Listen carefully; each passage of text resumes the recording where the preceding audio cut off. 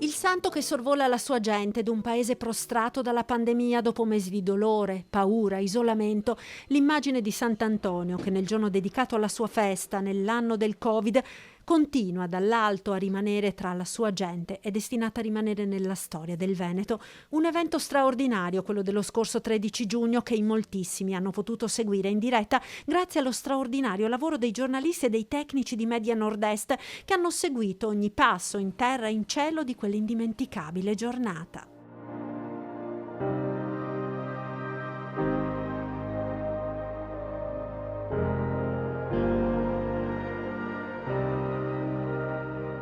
Una giornata di emozioni che ha visto il busto dorato contenente la reliquia di Sant'Antonio levarsi in volo per dare ancora una volta la sua benedizione alla città di Padova e alle genti venete colpite dal coronavirus, dalla zona rossa di Vo fino al Covid Hospital di Schiavonia e alla casa di riposo di Merlara. Seguiamo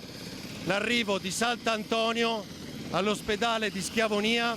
la reliquia che porta con sé e la massa corporis che ha benedetto tutto il territorio di Padova fino a questo momento. Ora tutto ciò diventa un documentario che condensa in meno di un'ora la carica emotiva e spirituale di quella lunga ed emozionante giornata di giugno per portare ancora una volta il messaggio del santo e la sua benedizione dal cielo. Ed è proprio questo il titolo del documentario che verrà trasmesso mercoledì 11 novembre alle 21:15 su Antenna 3.